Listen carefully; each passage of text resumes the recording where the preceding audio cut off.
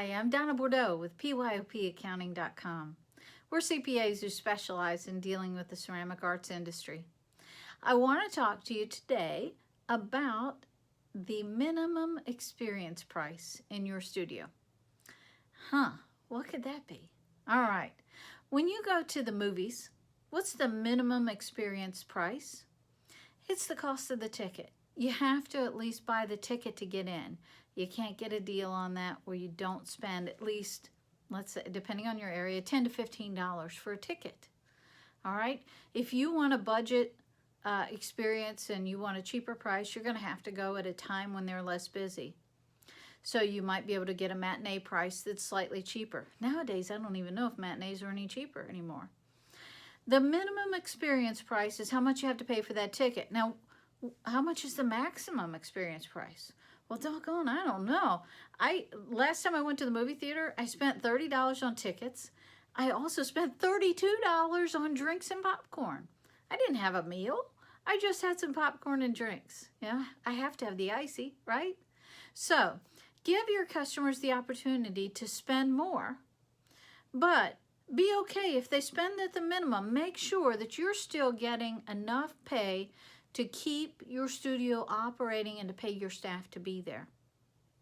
So, a mistake that I currently see in a lot of studios is they have smaller items. They say, I want to let the kids paint.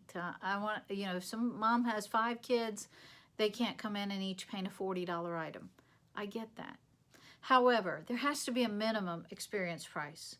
So I encourage you to take those smaller items and put those on the shelf. Maybe those are reserved and you only have a special way that you can get access to those. Maybe they're for parties only, okay?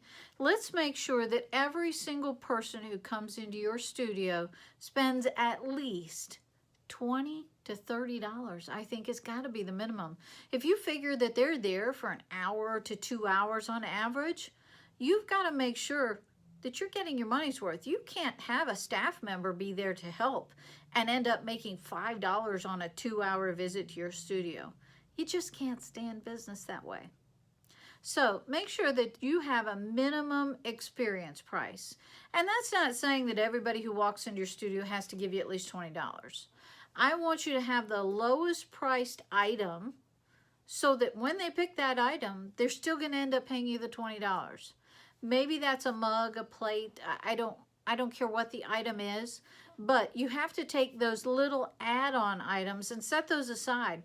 Perhaps those $5 items that you have are for kids who are 5 and under only, and they have to be with an adult purchase. Or perhaps those items are only available as an add-on to a product. So if you've got the mugs and you want to put the little eyeballs on there, you have to buy the mug, okay? Set a minimum experience price. And I'm going to talk about one other thing that I see as a common price, okay?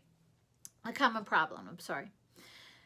Many studio owners tell me, oh, but I'm going to lose customers. I've got customers who have 5 kids and mom can't afford to come in and just pay $40 an item or $20 an item for each child. All right, I'm going to let you in on a little secret, so listen up. Got your ears on? Ready? Write this down. Not everyone can come to your studio. I'm sorry. You're not a charity organization. You are a for-profit business and you must earn a legitimate profit to be able to keep that service available to your community and to stay in business, okay?